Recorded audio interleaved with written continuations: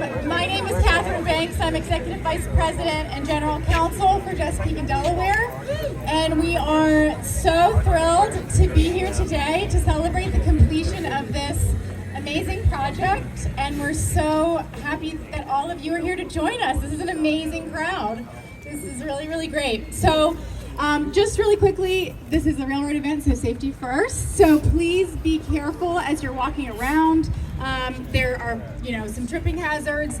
We've got some uneven ground here with the ballast and the railroad tracks, of course, so please be mindful as you're walking around. So in just a moment, I will hand the mic over to my colleague Kean Burenga for some remarks. And then we will kind of all turn around and have the mayors of Farmingdale and Howell do the driving of the last spike, which is very exciting. And then we'll have a few more remarks and some recognitions, and then we'll just enjoy the rest of this beautiful afternoon. So thank you all again for being here. And without further ado, I will hand it over to my friend and colleague, Kean Burenga, President of Chesapeake and Delaware. Thanks, Catherine. Well, good afternoon, Farmingdale. You can spend 8 months building a railroad, but only God can give you an afternoon to celebrate it like this, huh? I want to thank you all for joining us to celebrate the completion of the F&S connection with the ceremonial driving of the last spike. This project is a great demonstration of public-private partnership that benefits the railroads, its customers, and the community alike. Anybody who's ever heard me talk about the railroad knows that two things happen. The first one I'm going to try to avoid. The second thing I like to do is I like to talk about railroads, where they go, when they were built, and how we got to where we are today. So we'll start here with a little bit of a railroad history and geography lesson. Down the front row I have the Farmingdale Railroad History and Geography class. The railroad we're on here right now with the caboose, that 1888, this railroad was built by the Raritan Delaware Bay Railroad. Came through Farmingdale here in 1860 on its way down to Lakewood. In 1869, this railroad became part of the Central Railroad New Jersey and was known as its Southern Maine. Red Bank is 12 miles behind us, with a connection to New Jersey Transit's North Jersey coastline. And about 10 miles south of here is Lakewood, where our largest customer gets cars. Beyond that, the railroad in various states of disrepair, but mostly there, continues on to Lakehurst, Woodmansey, Winslow Junction, Vineland, where our friends at the W&W take care of the south end of this railroad down through Bridgeton Junction. The Freehold and Jamesburg Agricultural Railroad was actually started 9 years before this line. It started out on a junction with the Camden and Amboy Railroad in Jamesburg, built southwest through Freehold and Farmingdale on its way to Seagirt. The F and J and A crossed this line about 1,500 feet south of here at a diamond where there was a joint station. The Freehold, Jamesburg, and Agricultural Railroad became part of the Pennsylvania Railroad system in 1871. And they had a joint station down here. So the Central Railroad New Jersey, and by then the Penn Central, became part of Conrail. And over the subsequent years, this line and the Freehold line, the ownership migrated to Conrail and to New Jersey Transit. So Chesapeake and Delaware was approached by the folks at Conrail, Norfolk Southern, CSX about operating a short line on this line about 4 or 5 years ago. And in the summer, July 1st of last summer, 2022, we assumed the lease of the Southern and the freehold branches. So if anybody wants to know what the freehold F&S connection is, it's the connection between the freehold and the southern branches. When we took over the lease a year ago, we had one small problem. There was 5 miles of railroad between where we are right now and the east side of Freehold, Halls Mills Road, if you know where that is.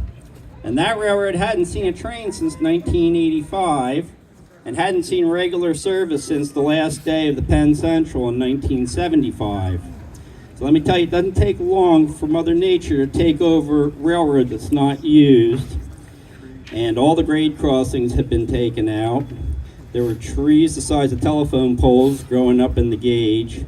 And for the most part, you couldn't see there was a railroad from here to there. From our very first analysis of the freehold and southern branches, we realized that it was a no-brainer to connect these two railroads. And so that was part of our plan from the beginning. And it was our hope or goal to connect these two railroads in about 2 years. We were figuring sometime in the summer of 2024, maybe a little bit later, that we'd get these railroads connected. We actually got off to a late start last year. We ended up making some more pre-winter repairs here on the southern side, and we did not get started on the project until January. We don't usually start railroad projects in January, but the first thing we had to do was clear 5 miles of vegetation, and January is as good a month to do that as any. So we started on January 16th. Tracks Unlimited had the contract for that and started up at Okerson Road, I guess, and they started working southeast here toward Farmingdale. I didn't know how long that was going to take. They had said 6 weeks. I looked at the vegetation and I thought, well, it might take 6 months.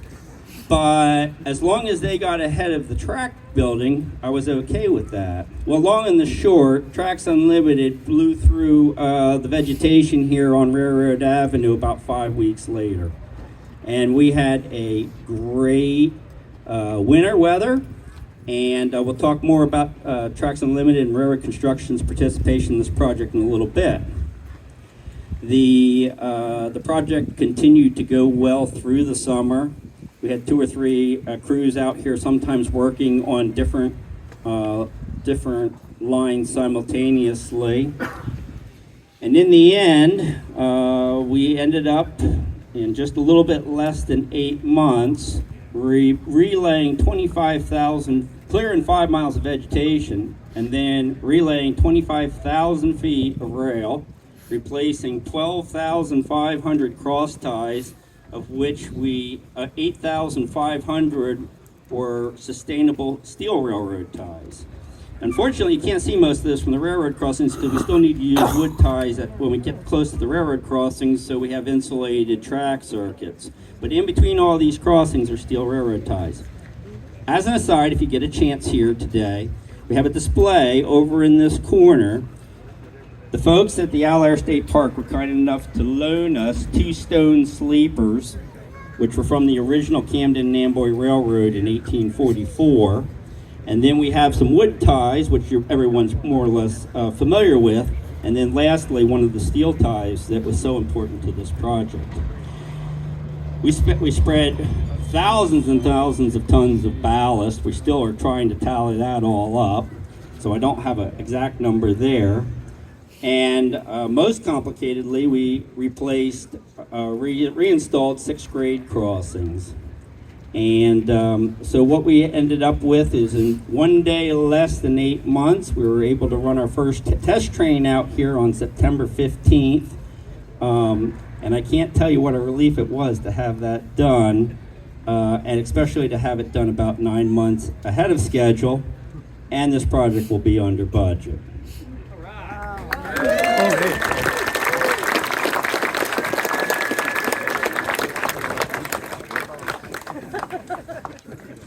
As I said, this is a great public-private partnership, and in a little bit I'm going to recognize all of the railroads and every level of government track contractors that all participated in this project.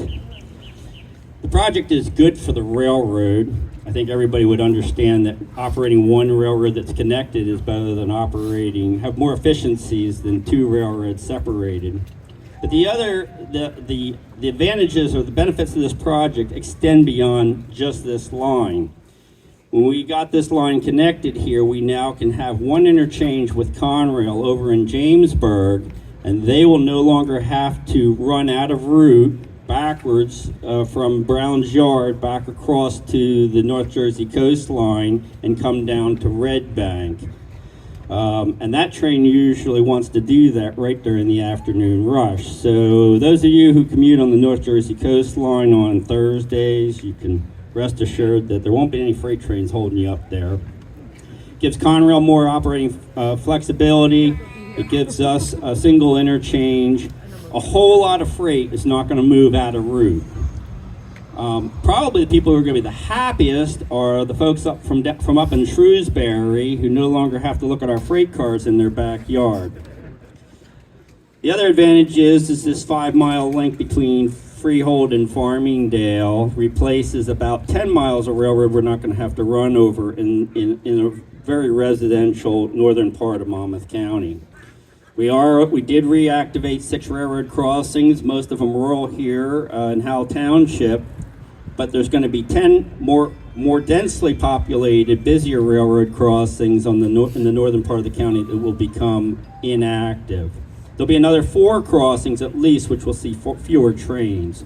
So the benefits to the public are also in a reduced rail grade crossing interaction.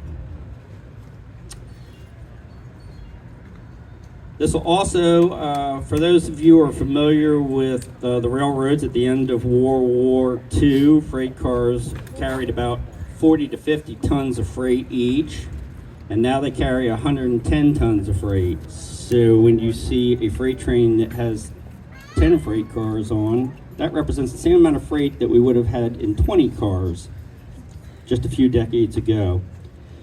Those cars are heavier, much heavier, and the infrastructure is, to handle the heavier cars is somewhat more robust. With this project, we will be able to handle the heaviest rail cars that travel on the U.S. rail system over the Freehold and the Southern to all of our customers. So that's a huge advantage too. What does this do for all these efficiencies do? It makes us more competitive with trucks. It allows us to serve our customers more consistently, cuts service days off of transit times, and ultimately we hope to take more local trucks off of the highways, allow the communities to expand with warehouses and other commercial development and lessen the impact to the local roads. So, in the spirit of a public-private partnership, we're going to ask the mayors of Farmingdale, Jim Daly, and Howell Township Mayor Teresa Berger to drive the final spikes to finish this project. So I ask you all to turn around for a few minutes and witness something that you don't see every day in America anymore.